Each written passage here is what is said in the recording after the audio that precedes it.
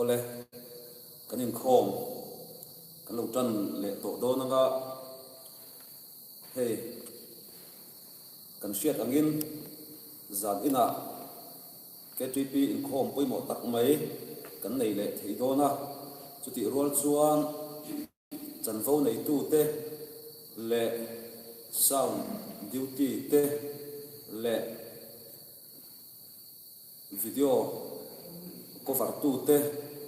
ba big ina kanin khom thei lova in lama KTP member zong zong te le lo khan mi pui a thaya piang min lo in khom pui turin kanin som non le a tin kanin khom atira tanga atop thenga min tel pui turin member zong zong te thilung takin kanin som ani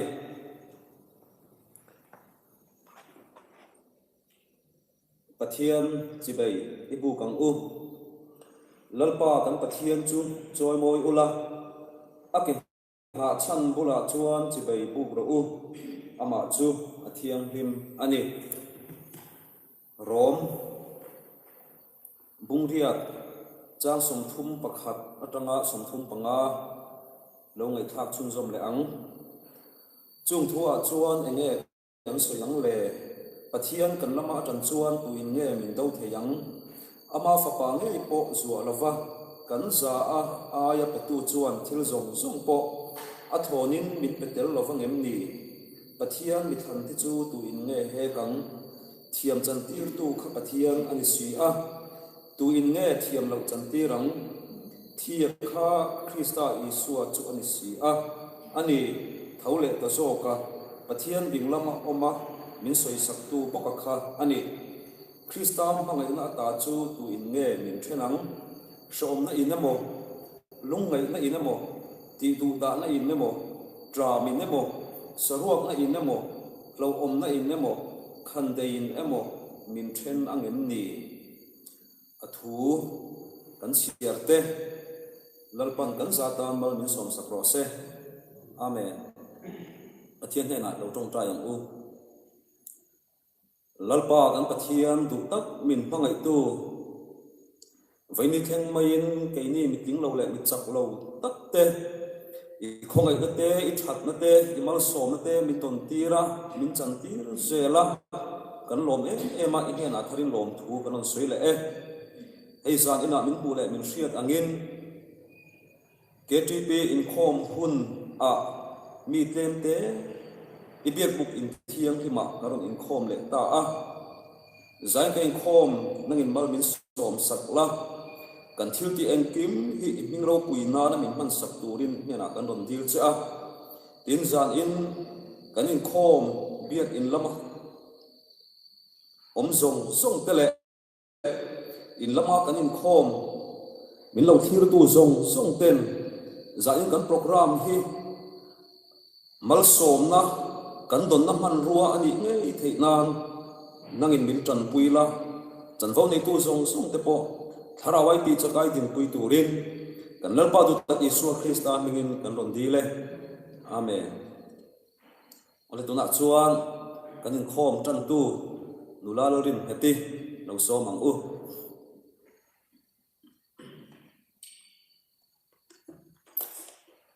thiang tu thiang hi milo ngai sang u isa e bung som nga paru chang khat le chang hi lalpa chuan heti hian ti dik takin ro re ula fel takin ti ro u ka chan dam na chu lo thleng don donin ka fel na chu lo lang don ta si a chu tiang ti mi le chu mi pum tat tu mi sing fa pa chu a ing a thole choli bo chelawa ser thin tu le thil thalo reng ti lo tura a kut veng tha thin tu chu thleng hi se thu thiang ni man chia tel pan man mi som sak tho ro se thiang mai lo ko nu ole pa pathian mai tu nang vina te ni le ni ben to hui zali na in khom hun tham pe le wang ni na lom tu kan ro se ko ben hun sang a sia le na wang ke ne som lu khai ge GP te po a ho ha ba in khom theila in zan ina mi tlem te byak bu ka kan lo in khoma zania kan in khom te hi nang in nei la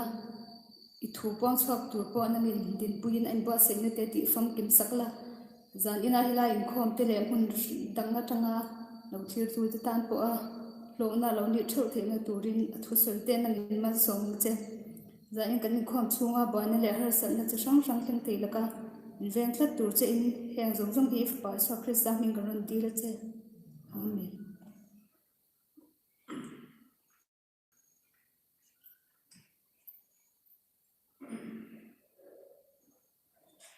le tuna chuan pathian thu kan ngai thadona nga thu soi tu tur pulal hak moya branch assistant secretary lo somang u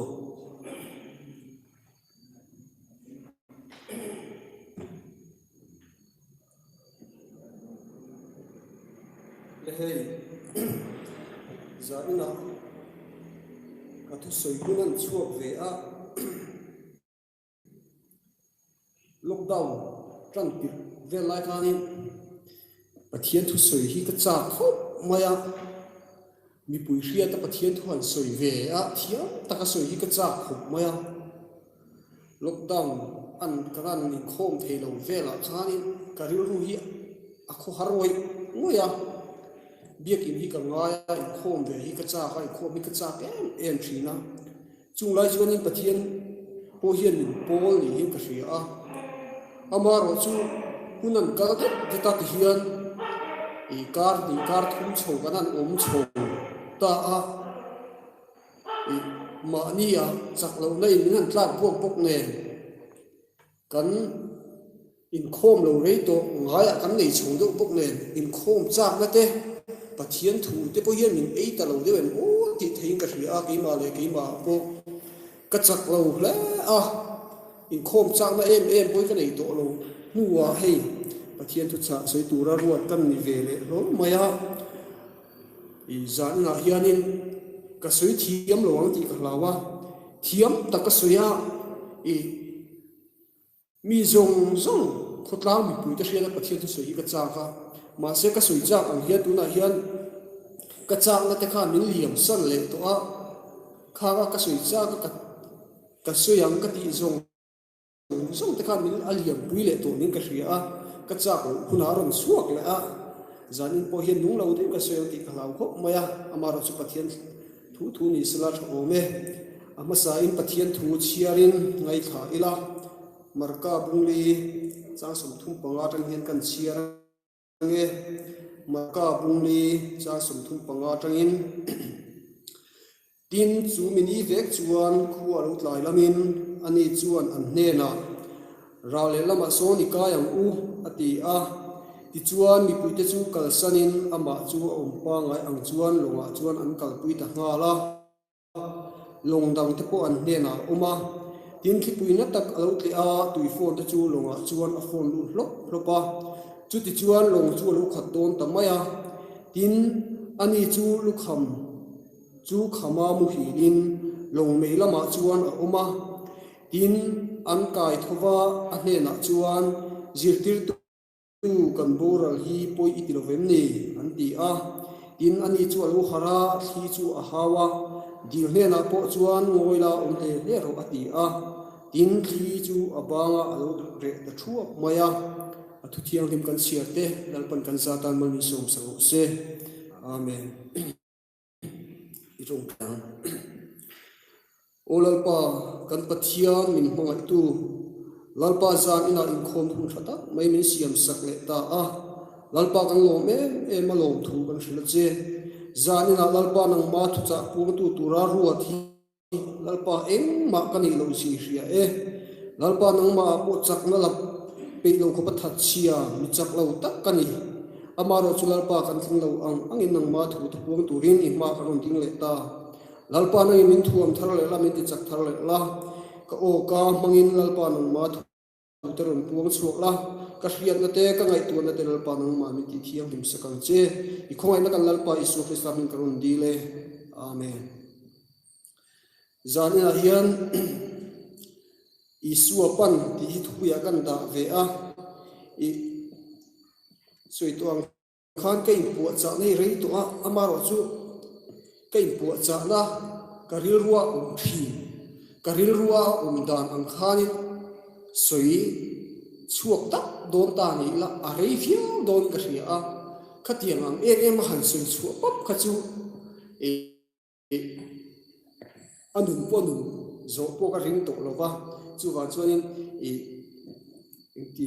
cái của cha nó lâu tiêu hiền hẳn soi căn đủ lệ đâu xí à Isua pan thì thu bia căn đó mi dâu thì hi Christian căn nị ma sa phô hin anh rồi lũ chim ma chuan in căn sát lang chawa lung bul thing bul bia căn nị à khua in đông thi ra lau reng rega om chin ra chi taka om chin kan ni a khua ka in dowa milu ka in la a mi house mi nei nu deu le mi re thei deu po ang khat takin kho khata an om za a lawan nei feka tu ma lo nei lawan om lova lawan nei na po sadai deng deu le adai deu wa chuan nau rual deu ten lawan nei a mei thai deu te le an tle ma chak pak lo deu te lai li an nei pi thin ani chu hun lai chu kan Christian ma ni an dam lo lekin ram huai la ka in thoya ram huai lau ma tin an lo nei na tura te po enge helai hun hi himem helai mun hi heng lai mun hi kan pi le pu ten an set le sang thil na mun ani em ti an thi thai ma sa thina ni chu tiang chuanin ram boi lau re rengin khusa a chu tiang anga an omo wang chuanin mi hrang te sa hrang la ka te then khoweng te ai nen thina ni ai thamuan pui thini chu mi ni wang chuan then khoweng te hi an em a kan pi le pu te chuan khosari do ain then te do a zo kan ti a then te do ai khosari do a than zo ke an lo ti thina ni chu tiang chu malai kan pi le pu te nun kha ni a hu ma then te khan hu ma dam mo hitlan te emang an eng mok to po tok sila then khoweng ai mangai a ai pui dia thina ni ti chuan Christian na Mizoram aron thleng ta a Christian na chuan ram huai kan lam na te bo ta a kan lo chang kang chho ta a lung bul thing bul kan biak thina to pa pathian nung nei kan an be chho ta a ta chuan kan lo zalen chho ema pathian mal som na po tam takin kan donga ring tu basa te an nuna Krista bel eng mi ten an mu a Isua ring lo tu lo dam tak te pon an nuna Isua mel an mu a kar lowa mi zo chu Christian kan lo suak ta ani ti chuan rong bol tu te pon hu wa rong bol tu te pon in ti lo tu ran ti chuan som thap maya chumi zara chu pathian ma so ka tam takin min vura Mizoram re lo te Christian kan ni lek chungin changkan tam takin min vura cham mal so ma tam takin min vura alo changka nga khovela alo dak chuak nga ani chu tiang chu kan ni a pathian ma so ma kan dong na ma ti chuan hu rom kal zela kan ral muang talu tu nge ni kan tha muang talu tu nge ni then khoveng lut na te abo sowa then khoweng in mangai na te in luton na te bo so ti ala kan then te ami te ai chuanin he ta kan na tho pui veng than kho than ami te tu te mo hi an ke ma ni nu na lo so tran ta a ti chuanin Christian na hian a tha zo te thalo zo te min chim choin o ti de ka ri ro om so nok ka ni ti chuan kan om ma kan lo Christian nuam chau viau mai hi lo ni a ta hianin lali suana min tu pui lampang hi kan kalpen san to o Christian te hian ki karil wo oma kan kalpen san ni aka hriat na te tlem te han soi no kan du dewa ka soi ang khan chen om ko veng du na te po kan hlo chau viawa khopuya te po ni chen om ko veng te ai chuan he ta veng ran te kan na tho pui te birthday engamo a tele engamo thil lo thilna an chan ni khuwa po lom pui na kain pe a chome i lo po kain pe a tiang chu kan om to ni chen om kho veng du na poi kan thra zo ta me lo tiang vel chu kan ni chho deu tran ta a chen om kho veng te poi soi ai chuan ko sari than do wa than zok kan pi le pu te ti thim te po enga ma kan ngai lo chu ta a chen om kho veng te in ngai dia lu rual ta ka om tu kan ni lain chen om kho veng te tan po dok sak pon nun ka the to lo wa chen om te ta na po chen om te ta na nok saka om te chen om te poi soi te po ka the to lo chho viau ni na riat ani ma lai khan ing wanga chen om kho veng te kha hu ta viau nge kan ti chuan ral kar an oma ral jing an oma wang khan chen om te khan hu lo thei lo ani kan ral kan ni to lo wang hi chen om te hu na poi kan thata lo deu ni o ti te kha kan ril ro om dewa tin ring tu masa ten pa chol ni te an set em a rong bol tu te an za em a khotlang ba biak ron an ni a rong bol tu te po eng kima rong bol tu te en za em thina chol ni ten set tha em a chol ni a eng mo ti lo ka tul pon rong bol tu te kal pe rian se em thini tu la ya chuan ni to lo chol ni te poi kan set dan te dang chho viawa rong bol tu te po enga ma kan ngai lo chho viau em o ti hi ka thir dan ni a rong bol tu te hi an hu viawa an tha viawa ti lam ni lovin an rong bol sak pathian awang zo ke ani za phu ni ka thina ma na te chuan ke ni hriat phak ve te po ni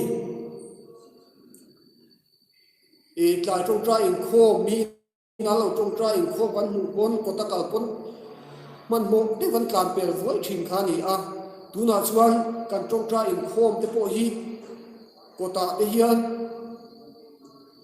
kan rong bol na min ti buai thei tu khop hian bike ring tak taka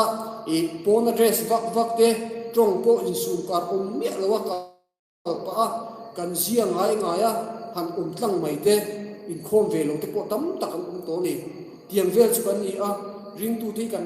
chung ho te chu Christian ni velo mi ti lat ni ti tu tho si kan ni tlang tho si ni rong bol tu te nun min ena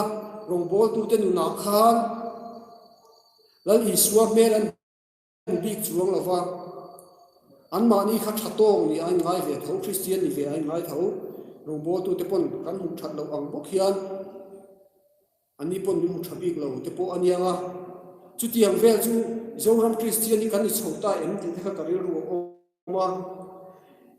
chol ni a po na thok khre lo kan tam viawa in khom chu soi lo in khom tok zonga local kal tango te in khom kal te ki kor bul ne na lo ang duar ang chi te in khom do lo ni ti chiang ta ka lo lang lo ma in khom kal te lo biak lu te po hre na pakhat ma nei lo Christian tam takhi kan to ni tiang chu kan ni a zoram Christian ni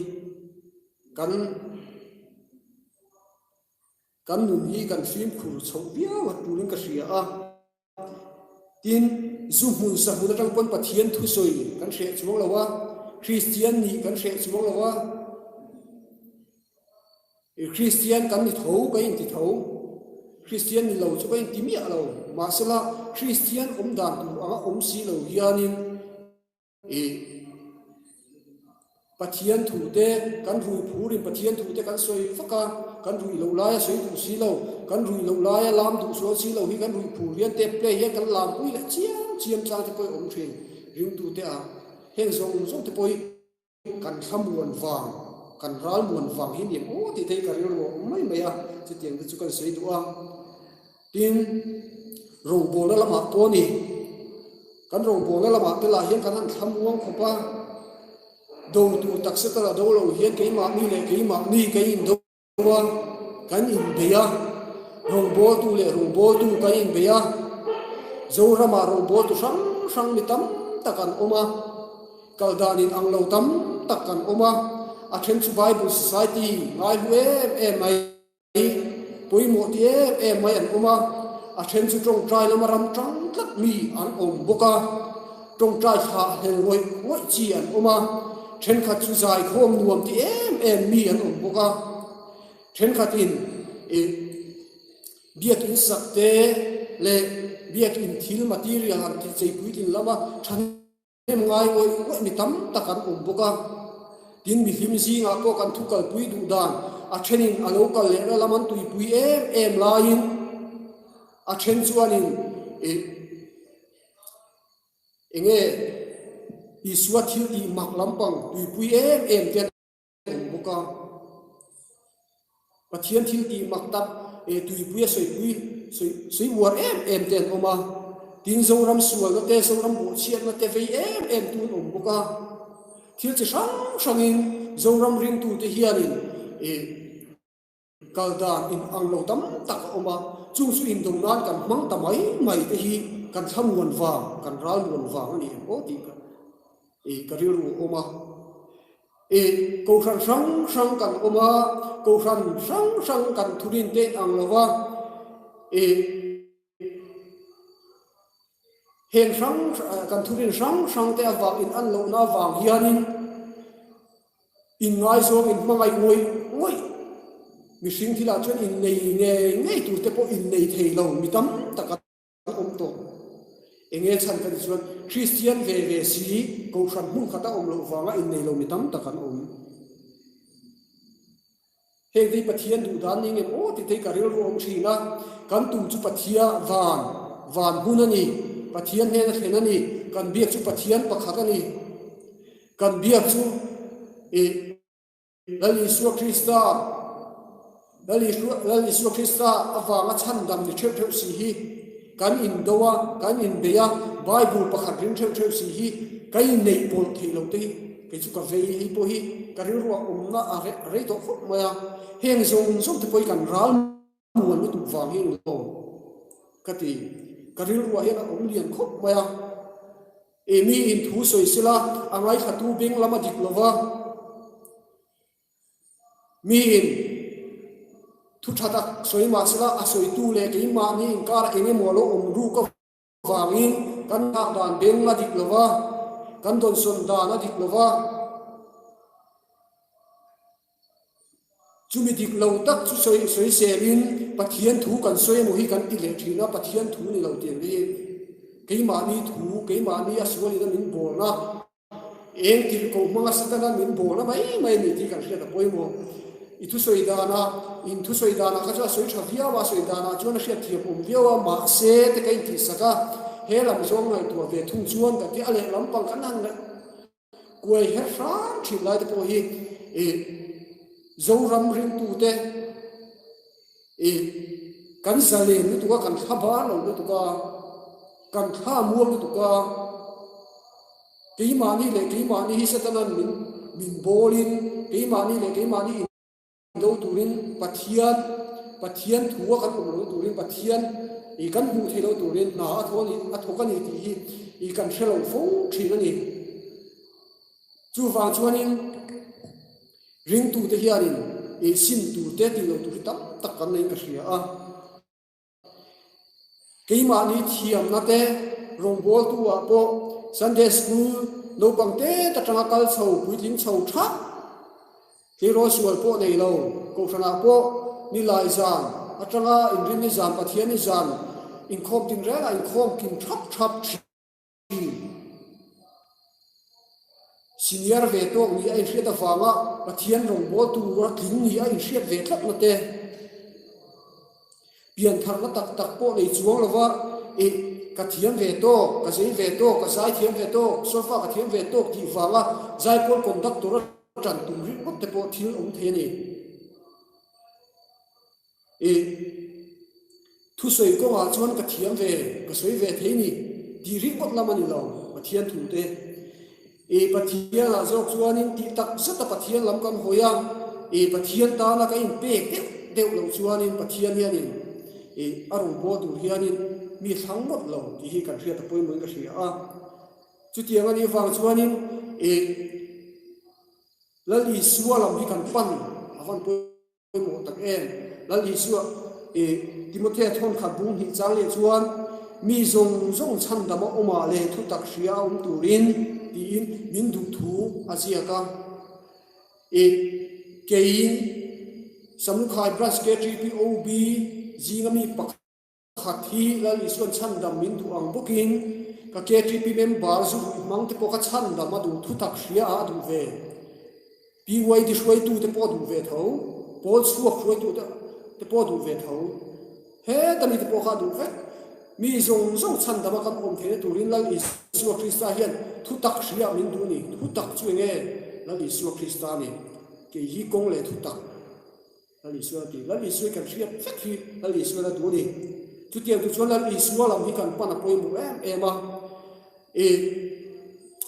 kan Bible cha chia ha kan hria anga e lal Isua rong bola aneya azir tir te ne mi pui zinga thu asoya rong bola mi ati dama ti chuan khuwa lo tlai lamin ra le lampang kal turin azir tir te ne longa an chuanga kha mi dila khan mi dang po longa chuang ve dang an omani ti hriata ti chuan thi pui le tui a thi pui lo te a tui ron phone ta lu pa long po pil don ta a Isua lo mu hi la khata khan zirtir te khan nal Isua lampang hoina chang thuthat an mani thiam na mangin thir chak ai te kha kin en din moi chan him tuin be ve vio ma se eng mani lo ti khain hria ti dam thei tu chan dam thei tu lal Isua lamang pan thlat ani lal Isua laman pana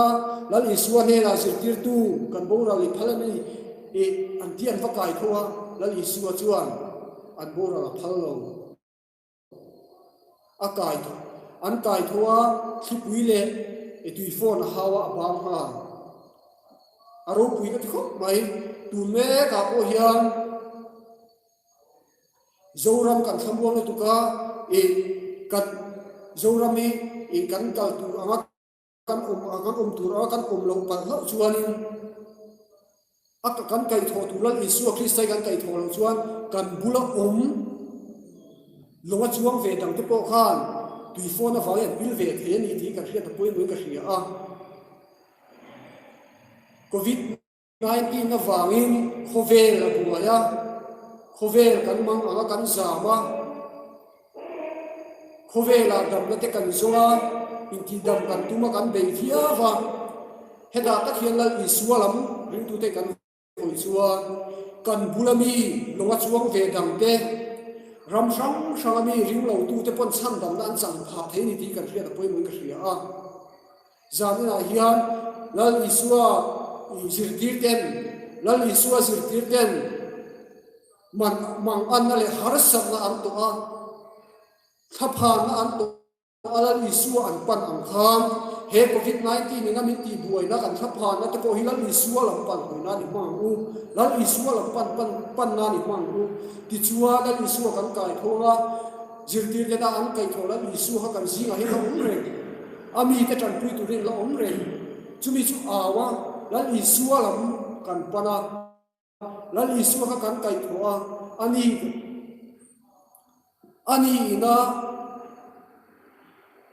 ani ina min chan dam chuan kan bulami ring lo tu te nam dang te pon chan dam nan chang ve ang thipui le tui phone a haure rual khan abula lo dang te khan chan dam na an chang ve a sir tir te chawi dam chang lo kha apoi mo vian ka hria a zani la hian e ke mi pon acting nge har san na kan to tu na hian mizoram chu kan him pia thing kan ria a kan lo malal pathian wanga chan na chang ni pon kan ria ma se bu hi local det sila ke chu kan hlau tho khop mai e heng sila ka kan him the chu la Isu Krista chamani la Isu Krista thing ni theina lo chuan e COVID-19 hian in la ru khung em ang chu wang tak chuan la Isu he lama ipanam u chuan kan dam anga kan bulami ring lo tu te po an damang kan hoi du lawa la Isu lam hoi du kan hoi du lawa keima ni thiam na ti te keima ni theina te a in chan dam kan lo tu ve vak hian e kan him pha lo mai thei la Isu thim tu ta la Isu Krista hian alam kan hoi theina turin aro pui ka ti em chu e kan ria anga khotla nga poni kan biak ina tang nge in ko sang huai tu ten pathian thu cha an soya khotla mi pui huap zoi pathian thu an soya khotla mi pui te ngai thak the turin pathian thu an soya hei aro pui pathian mal so na ni he tiang hi pathian min tum pui da na ni mun khata ro ni bol ro ko sang khatai omang uti lamani lo ko sang kan omani po câu san đăng te đi đàn các cha kan các đi bui lo ni pon kan các soi se lo kha tha ni mai hi mani mai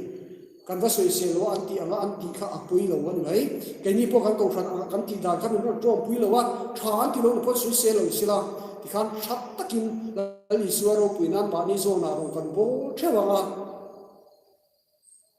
ti tak e ma chuanin ring lo tu te na min hu thin dan tam tak tu lai pon hei i ka thianga YouTube pa te po e sa ko sang dai Christian lo biam thar te na ring tu te min hu dan chu buai em sa ko pakhat chunga ko sang in dong na sal tu kan ni zia te min hu ma sa a henga wanga ring tu ni har sa zia te e YouTube la ba te po mi soi po mu tu tam tak o mani tiam ver kan ni mei wang yan e kan rong bola tam tak po hi tak thelo ni hian ka ria a chu tiang ang laka kan him thene tur chuan tu na hian shi pui khovel kan boi pui ron theng ta a chumi wang chuan in ka soi ang khan kan ko ran biak ina tangin ikk upa den thuan soya 7 day shoi tu ten thuan soya UPC upa den thuan soi buka khotlam pui tan thu thata takan soi ni aro pui khop mai hetiam tu riam pathian min bua sei niang a heng COVID-19 ti tiang tu riam pathian min ruam man sakan a ti te karil ru oma tin i TV lama la hom crusade dan ti a pathian tu cha soi reng tu chia soi lo nung takin pathian tu soi vek khang song te ka pathian mal song na ni pathian ni tum pui chu kan thatlang chu wa chuan tu na hian i kan lo la hausa a bu ei kan la nei dewa kan la se tha ani wa hi thamu ngot lo u heng nan la la ka kan him the turin lal Isu la mi pan zo ka u poisa tam tak nei chuin mi tam tak kan thi an poisa hi chan dam lo an motor te an in le lo thai chan dam lo chumi ni wa chuan ke ni po e tuna kan dana kan lan wam saka wang hian him kan ngot lo kan him na chulal Isu Krista zo kani chu wanglan Isu lam mi panila e lal Isu zo ramina lal Isu lam kan pana kan hoi chuan heng suala ka kan him he dura e kan ti dan thang chin dan than thalo te kan ban sana alam kan hoya a hne na kan in sira kan kun chuan lal Isu lam kan pan chuan chan damin kan omanga ring lo tu te po chan damin om ve ang ti kha i karil ro om dewa khang te kha kan ka soi thin to ni sela lal Isu pan thak turin kan in som ani kan thu soi te lal pan kan zata mang ni som sa ko se amen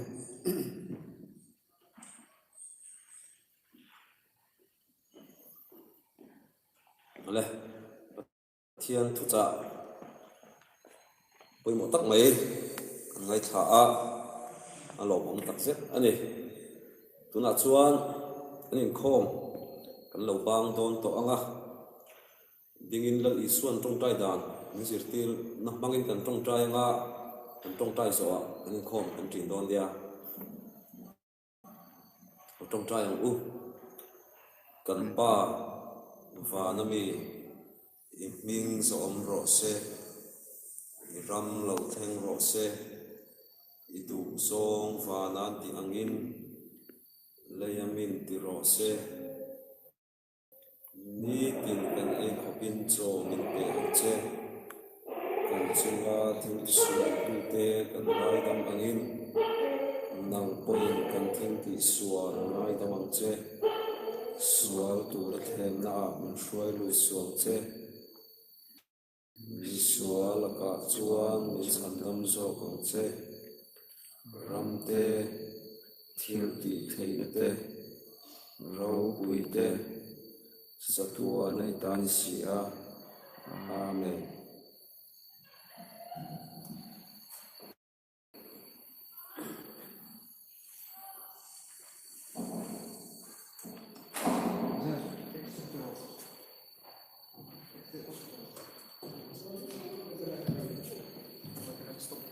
Okay,